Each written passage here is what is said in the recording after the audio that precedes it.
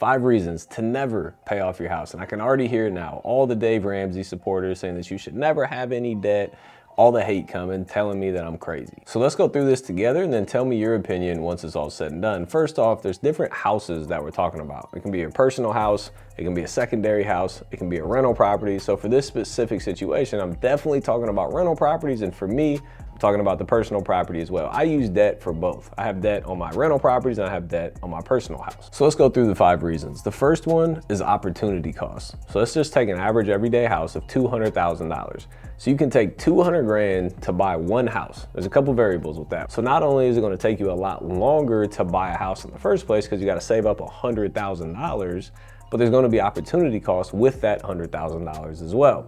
Let's take the same $200,000 house. You can buy that with a 20% down payment, meaning that you only need $40,000 to buy the house. So let's say you did have 100 grand. You could buy 5 houses of $200,000 each with a $40,000 down payment, or you can buy one. Or let's say you don't have any money right now, but you want to get into this. It's going to take you a long time to save 100 grand to buy one house instead of just saving 40 grand to buy one house. You can get into the game of real estate significantly faster when you use leverage, when you use debt, i.e. putting a 20% down payment and getting a bank to fund the other 80%. You get into real estate a lot faster. So opportunity cost is number 1.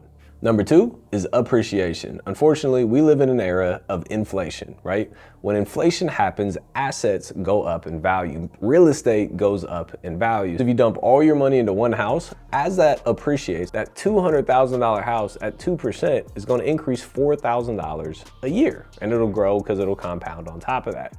So why only get the benefits of that on that one house? Why not take that same amount of time, energy, effort, and money, buy 5 houses and get the appreciation on all the houses? Because in all reality, today, inflation is way more than the 2% that it used to be. It could arguably be 5, 10, 15, sometimes even 20%, depending on who you talk to. So $200,000 house at 10% appreciation is 20 grand a year in appreciation. Again, would you rather have one or would you rather have 5? I think you'd rather have 5 because you'd make 100 grand instead of 20 grand. Number 3 is retirement, which ties back into number 1 and number 2 that we just talked about. Think about this. Let's say retirement's 20 years out for you, or 30 or 40 or 10 years or whatever the number is. Let's say retirement's down the line, right? And you want to make sure that you have a good retirement. You want to make sure that you have money coming in. So what happens when you buy a piece of real estate today? You buy it today and you finance it on, let's say, 25 years, which means that you're gonna make a mortgage payment every month for the next 25 years, but the tenant's gonna pay you income, and you're gonna take that income and then pay the mortgage payment. So it's really not even you paying the payment, it's the tenant. But 25 years later, that property is now free and clear, meaning you don't owe a mortgage payment anymore. So all that money that you were paying every single month to the bank, you now get to keep, right?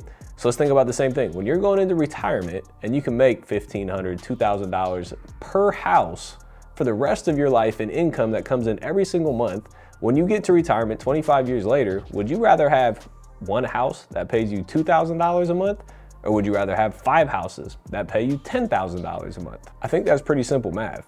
We would all choose to have $10,000 a month coming in instead of $2,000 a month. And the cool thing about this is it's gonna be way more than that, because rent is gonna increase over the next 25 years as well. And you're gonna owe 0, and you're gonna be collecting rent on the property. So that'll pay you literally forever. It'll pay you forever. And then you can give that house to your kids, which will then pay your kids forever. And if they're smart, they won't sell either. And then they can give it to their kids, and so on and so forth. So would you rather have one house or 5? And number 4 is diversification. Let's say you do put all of this money into one house, and God forbid something happens to that house. Let's say let's say a tenant gets injured, and then they sue you and they take the house. Or let's say that somebody walking down the street slips on a piece of ice and they sue you and they take the house. Or let's say you forget to renew your insurance policy, which I know sounds crazy. I would never forget to renew my insurance policy. Life happens, like things happen, right?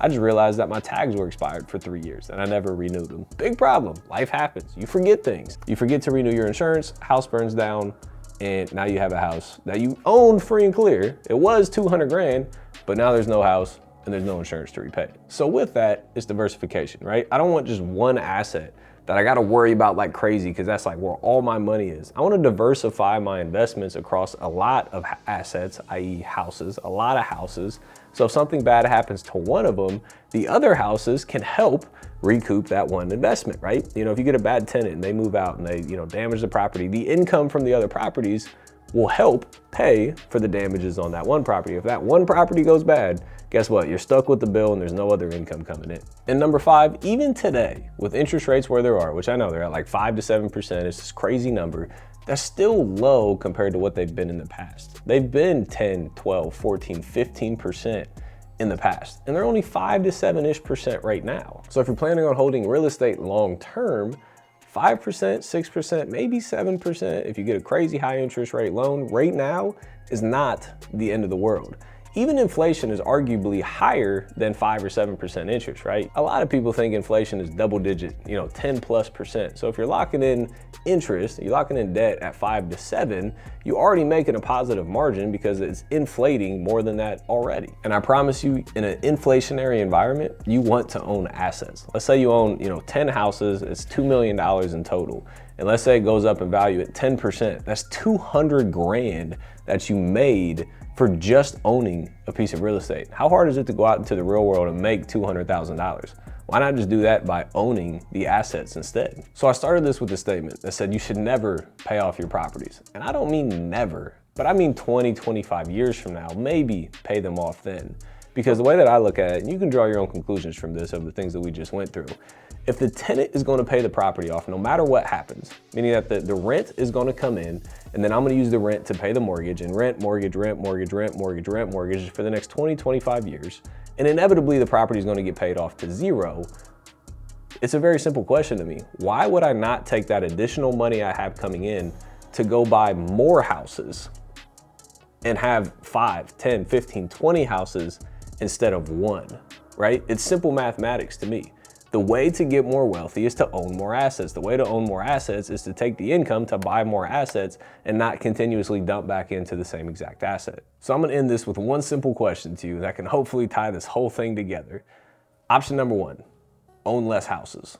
Option number 2, own more houses.